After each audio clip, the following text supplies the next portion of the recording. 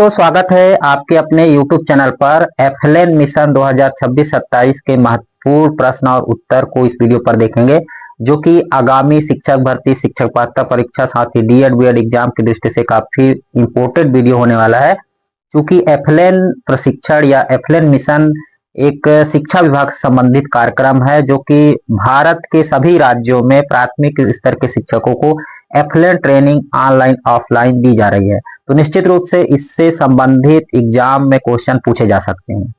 यह वीडियो काफी इंपोर्टेंट होने वाले है। साथ ही साथ उन सभी प्राथमिक शिक्षकों के लिए भी यह वीडियो काफी इंपोर्टेंट और खास होने वाला है, क्योंकि इस वीडियो पर आपको एफएलएन से संबंधित संपूर्ण जानकारी मिलने वाली है कि एफएलएन प्रशिक्षण की आवश्यकता क्यों है, एफएलएन का उद्देश्य क्या है, एफएलएन का फुल फॉर्म एवं हिंदी अर्थ क्या है, आदि महत्वपूर्ण प्रश्नों को लिया गया है।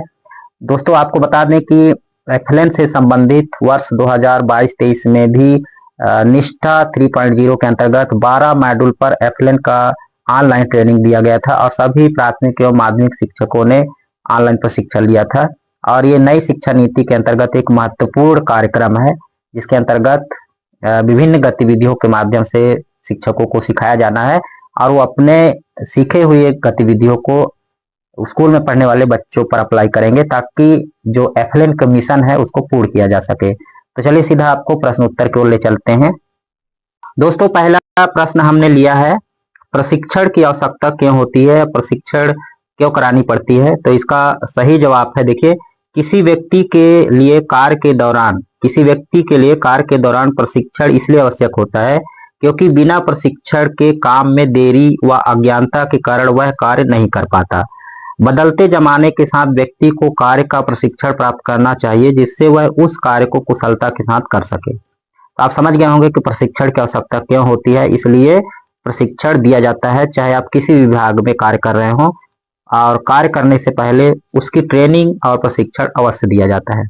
दूसरा प्रश्न हमने लिया है, एफएलएन प्रशिक्षण क्या है। जैसा कि आपने देखा कि पूरे भारत के सभी राज्यों में नई शिक्षा नीति के अंतर्गत एफएलएन प्रशिक्षण चल रहा है। तो एफएलएन प्रशिक्षण क्या है, अगर आपसे कोई पूछ भी ले कि एफएलएन प्रशिक्षण क्या है, तो आपको बताना है कि इस प्रशिक्षण से शिक्षकों को शासन द्वारा जारी शिक्षक संदर्शिका के आधार पर नवाचार और गतिविधियों के माध्यम से बच्चों को बुनियादी साक्षरता और संख्यात्मक ज्ञान में दक्ष बनाने के लिए प्रशिक्षित किया जाता है, जिससे वह उन्हीं क्रियाविधि को अपनाते हुए कक्षा शिक्षण कराकर बच्चों को भाषा और गणित में दक्ष करते हैं।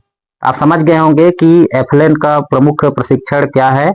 तो ऐसी गतिविधियां और नवाचार शिक्षकों को बताया जाना है, जिससे वह अपने कक्ष में उन गतिविधियों और नवाचारों का प्रयोग करते हुए कक्षा शिक्षण कराकर बच्चों को भाषा और गणित में दक्ष करें।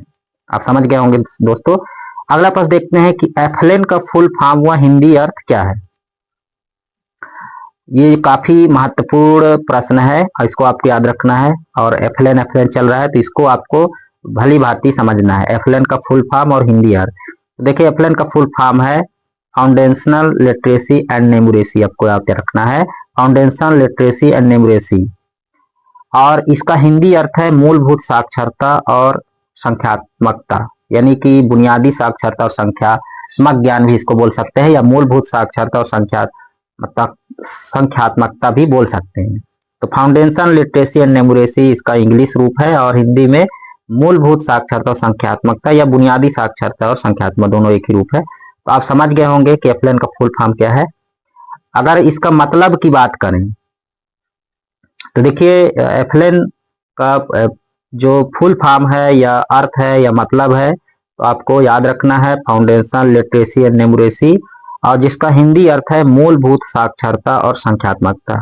ठीक है, अब बात करते हैं एफएलएन मिशन क्या है, एफएलएन का उद्देश्य क्या है। एक महत्वपूर्ण क्वेश्चन है दोस्तों, एफएलएन मिशन क्या है, एफएलएन का उद्देश्य क्या है। तो देखिए, एफएलएन का उद्देश्य यह सुनिश्चित करना है कि बच्चे खेल, कहानियों, तुकबंदी गतिविधियों, स्थानीय कला, शिल्प और संगीत के माध्यम से आनंदपूर्ण तरीके से सीखें और आजीवन सीखने के लिए मजबूत नींव विकसित करें।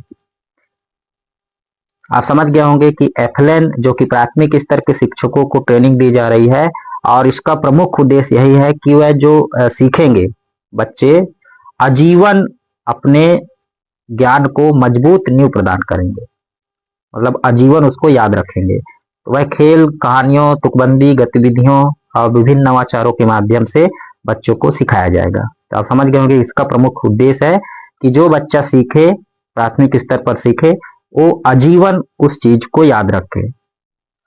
अगला प्रश्न देखते हैं दोस्तों, एफएलएन के लक्ष्य क्या है? एफएलएन के 3 लक्ष्य क्या हैं? तो सभी बच्चों को समान अवसर प्रदान करना, स्कूल से बाहर रहने वाले बच्चों को शिक्षा की मुख्य धारा में लाना, शिक्षकों को गुणवत्तापूर्ण प्रशिक्षण प्रदान करना, सीखने के माहौल को मजेदार और आकर्षक बनाना, ये प्रमुख लक्ष्य है। एफएलएन का लॉन्च कब किया गया था, यानी एफएलएन की शुरुआत कब की गई थी, एफएलएन प्रशिक्षण शुरुआत कब की गई थी? देखिए, जैसा कि मैंने बताया था कि वर्ष 2022-23 में सभी शिक्षकों निष्ठा 3.0 के अंतर्गत दीक्षा ऐप पर, एक दीक्षा ऐप था, उसमें माध्यमिक और प्राथमिक टीचरों को 12 मॉड्यूल पर एफएलएन ऑनलाइन ट्रेनिंग दी गई थी और सभी शिक्षकों को इसको करना था। तो ये कब लॉन्च किया गया था, कब शुरू की गई थी? तो देखिए, समझ और संख्यात्मकता के साथ पढ़ने में प्रवीणता के लिए राष्ट्रीय पहल NIPUN भारत एफएलएन मिशन जुलाई 2021 में भारत और शिक्षा मंत्रालय द्वारा शुरू किया गया एक व्यापक शिक्षा कार्यक्रम, यानी कि 5 जुलाई, आपको याद रखना इसका डेट, 5 जुलाई 2021 को एफएलएन लॉन्च किया गया था, एफएलएन की शुरुआत की गई थी, आपको याद रखना है। इसके प्रमुख बिंदु क्या है एफएलएन का? तो देखिए, एफएलएन का शाब्दिक अर्थ है बुनियादी साक्षरता या मूलभूत साक्षरता एवं संख्यात्मक ज्ञान या संख्या ज्ञान, फाउंडेशन लिटरेसी एंड न्यूमरेसी। इसका प्रमुख उद्देश्य है या प्रमुख बिंदु है कि 2026-27 तक 3 वर्ष से लेकर 8 वर्ष आयु तक वाले सभी बच्चों का समग्र विकास करना है। बच्चों को बुनियादी शिक्षा प्रदान करना है, बच्चों को पढ़ने, लिखने और समझने के साथ ही गणितीय गणना में दक्षता हासिल कराना है। तो देखिए, इसका जो प्रमुख लक्ष्य है, कब तक लक्ष्य हासिल करना है, मिशन कब तक के लिए है? तो 26-27 तक के लिए है। और ये शुरुआत कब की गई थी? तो जुलाई 2021 में शुरू की गई थी। कब तक चलेगा? तो 2026-27 तक है। कितने वर्ष के बच्चों के लिए है? तो 3 से 8 वर्ष तक के बच्चों के लिए है, यानी प्राथमिक स्तर के बच्चों के लिए है, आपको याद रखना है। एक महत्वपूर्ण प्रश्न है, एफएलएन और निपुण क्या है?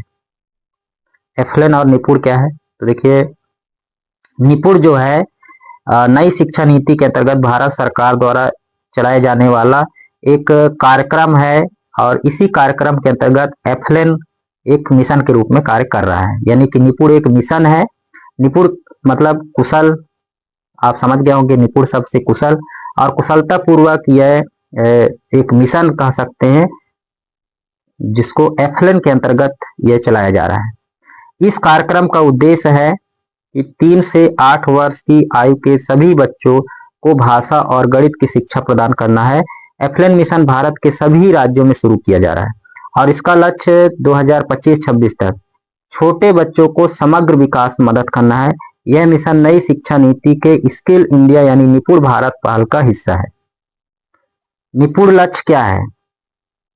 तो देखिए, निपुण यानी समझ और संख्यात्मकता के साथ पढ़ने में प्रवीणता के लिए राष्ट्रीय पहल है। निपुण लक्ष्य क्या है? तो इसकी राष्ट्रीय पहल है, शिक्षा मंत्रालय द्वारा शुरू किया गया एक कार्यक्रम है जिसका उद्देश्य ग्रेड 3 तक यानी कक्षा 3 तक के बच्चों को मूलभूत शिक्षा को मजबूत करना है।